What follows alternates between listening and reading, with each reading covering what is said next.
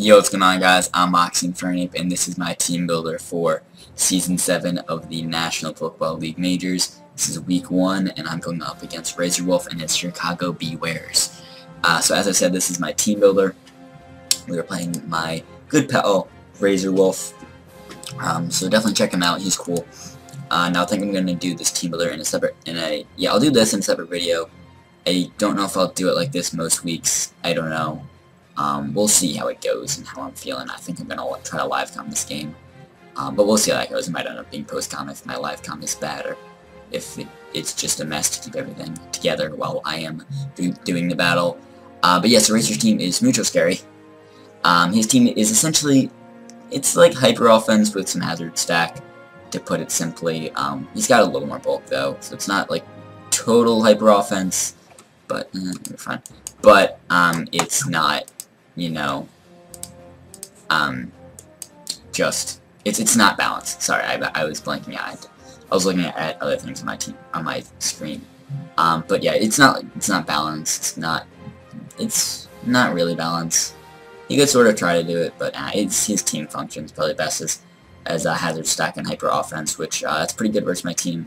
If his offensive mons can match up against my walls pretty well. But I feel like I've built my walls in a way that can allow me to deal with his offensive threats in the way that they'll be prepared for this game, for the most part. And hazard stack is scary because my only defogger is Tochigis, which I'm not even bringing, as you can see. So that's really scary.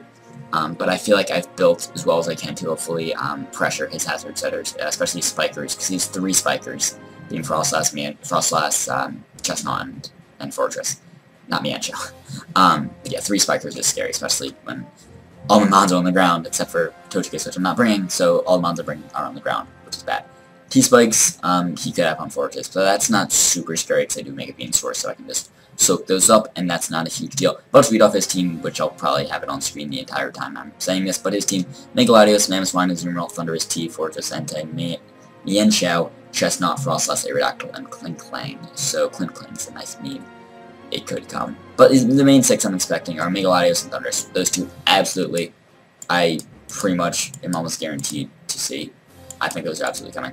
Then the next 4 are a little bit of a toss-up. I think he'll bring Mamo, especially with the Life Orb. That thing matches up pretty well versus my team, and it's a nice wall breaker. It's fucking moth, not moth, like, maybe it's like a small moth, like little bugs flying around my room. It's annoying, whatever. But Mamo's a nice wall breaker, especially with Life Orb. It really does get the power and can get some 2 KOs, or nearly 2 KOs, but with the help of some hazards, they can become 2 KOs on stuff like Mega Venusaur and Aloe, and I guess Snorlax too, but it's not as important to have to 2 KO that. But still, Mega Venu. If I'm physically defensive like all the way, then I can avoid a 2 KO from Ammo, so that could be a decent route to go if I want to be like really bulky. But if hazards are up, then that's not really going to work, because he can still 2 KO me. As long as he gets proper chip damage on my Mega Venu, which he very well could. So you'll see what my Mega Venu set is when we get to that. But I'll just start off here with my Cellgore, since it's the first set that you're seeing here. So Bug Buzz, E-Ball, HP Rock, and Water Shuriken holding an Expert Belt. No spikes this week, because I just don't think you're really gonna be setting out spikes. I mean, they would be pretty nice versus team if I can set them up, but I just don't think I really find the opportunity with the Cellgore to set up spikes, because it's not going to be my lead. My lead is 8. I'll show you that set in a second once we get over to that. But Cellgore is pretty much just going to come in and pick up some kills. Probably going to have to get a free switch in. But it can just pressure his team. He doesn't have really a good switch in. Kind of Fortress, because I'm not running HP Fire, but I feel like HP Rock helps me versus Thunderous, Aerodactyl. Not really Aerodactyl, because I have Water Shuriken, but Inbare Rock helps me with like Frostlass too, helps me just get some good damage, some nice super effective damage, which is boosted by my E-Belt, and I can hit stuff a little harder. Bug Buzz, good stat. E-Ball hits Azu, Mamo, and then Water Shuriken's a nice tech for Ice Shard Mamo, as well as Aerodactyl. That way I do not have to be max speed Jelly Aerodactyl, even though, well actually yeah, he could be max speed Jelly, because he might run speed time on Jolteon. That's possible. So there's that, but Water Shuriken does around half. If I get 3 hits, I think, so I'll take that. And besides, I mean, I have good switch-ins to Arrow. I mean, Aloe can take hits, and Venu probably can take a flying hit too well, but I mean, I have Necro too, and Snorlax kind of can take a hit too, so I'm not too scared of switching into Aerodactyl, but Taunt could be a little scary, but that's alright. So yeah, just enough speed to outspeed a Chestnut at +1 if he's like max speed Jolly, because I did a mock for Shoddy, thanks Shoddy, and he brought a Belly Drum Chestnut with Sub and the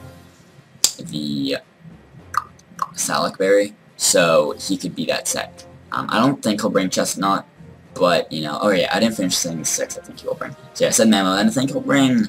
I think Entei, just because I'm kind of on the fence about that, but I think he will, just because it doesn't match up super well versus my team on the surface. Really, I mean, I have a good check in my Aloe. Outside of that, though, I don't really have a whole lot. And his main 2 threats to my team being Megaladios and Thundurus, Aloe doesn't really match up too well versus them, so he might think that there's a good chance of not bringing Aloe, which is kind of hard to bring. But my set is very weird, which you'll see when I get there, I guess. But anyways, yeah, Salgord meant to outspeed, max speed, Jolly, Chestnut. I can't see the stats too well because my the skin that I have on Showdown right now. I'll probably change it for the next Teambuilder, but whatever. And just defense and HP, just so I can take hits a little better. But now let's go to my lead in frame here. Focus Sash with Stealth Rock, Shooter, and Fire Punch and Taunt. So Sling is my only Z-move user. His is Thundurus, by the way. I absolutely expect a Z-move. But yeah, well, actually, yeah, I'll talk about his Thundurus set, because from that I'm expecting definitely T-Bolt, Focus Blast, Psychic, pretty much those 3 coverage moves hit everything on my team very well, and I think he needs all 3 of those. Maybe not Focus Blast, because he can still relax with the T-Bolt and still hit Red Steel, but Focus Blast just does significantly more to both of them. So I'm not really sure there. But last slot, I think I'll bring some set move either to boost his speed or his special attack. I don't know, he could go with a wall working set in Nastic Plot, or could go with a late game sweeper in, I think he gets agility. Yes, agility. So yeah, he could go with either wall breaker or late game sweeper, or kind of both. I don't think he'll have room to run dual dance, or find the opportunity to set up dual dances, but you know. Anyways, Ape. So, originally I was Z-move on Ape, with Flame Charge, and then the Bug Z as a nice lure for Megaladios, or just, I mean, mainly Megaladios, but it was a nice, cool set. But I felt like that wasn't as useful, or is less likely to be used than a Focus Sash. Sash, this thing's going to be my lead, and if it leads Fortress and goes for Boom, turn 2, or 1, like Shoddy did, because I taunted him turn 1, and he went Boom in turn 2, and killed me after I got up Rocks. But, so a Sash can help me with that. But Stealth Rocks is Infernape's job. He has two Defoggers in Megaladios and Aerodactyl. Megaladios I do not expect to run Defog. Aerodactyl I could see it. Maybe. I don't think Aerodactyl will come. I'm on the fence about it, but I don't think he will. Oh yeah, my exact 6, let me just finish saying this. I said Entei, then Frostlass, and Azu are the last 2. Frostlass is a good spiker. Azu is kind of scary versus my team outside of Venu. Venu walls it very well, but outside of Venu, Azu's pretty scary. So, I could see Azu coming as a nice 6-mon. If not Azu, I could see Fortress, to help Hazard Stack, or Aerodactyl. Maybe Kling, I don't think so. I don't know. I don't expect Mienshao because I have some good fat stuff to take it on, and I mean that's the only mon it can. I mean it could come. I don't know. Chestnut I don't think will come, but again it could. It helps out spikes and stuff. So I don't know. We'll see. But anyway, so Ape, U-turn, Fire Punch, the only offensive moves. Fire Punch is just good stab. It hits Frostlass, hits Chestnut, hits Fortress, hits the 3 spikers I'm trying to pressure.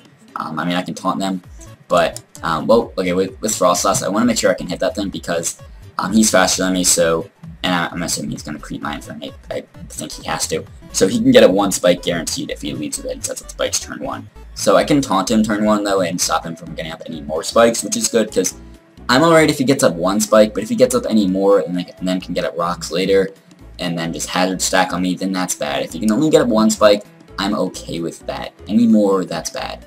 So if I can limit him to 1, that's alright. But yeah, this set, you can pretty much just see the point of it is, it's kind of self-explanatory. Enough speed to outspeed Mienshao, just because it's the next thing under me, and then Taunt, as I said, it's a lead, so it can stop him from getting at rocks or spikes turn 1, except for Frostlass, which outspeeds me. I thought about Scarf Taunt, but then I can't get at rocks too, so I don't know, I don't think that was the best set. But yeah, let me move on to my Aloe, which is really weird. But so yeah, this is a weird Aloe set. Icy Wind, Surf, Wish, and Healing Wish. I'm running the Electric Berry, the Wakan here. Wow, I think Wakan. That's how the cool kids say it. But yeah, so the speed, let me go over that first. The speed is enough speed to outspeed a Thunderous T at -1 from an Icy Wind if he is running the speed that I think he will be, which is modest and then like 196 EVs in speed, I think, something like that, which is enough to outspeed max speed Tim and Togekiss. I think he'll run that. Shoddy did it in the mock, which I expected that earlier, and then Shoddy ran that exact speed. So I think Razor will, if he creeps. I know he used to do just max speed spreads, but I don't think he does anymore. I think he creeps now. I don't know. Let's hope.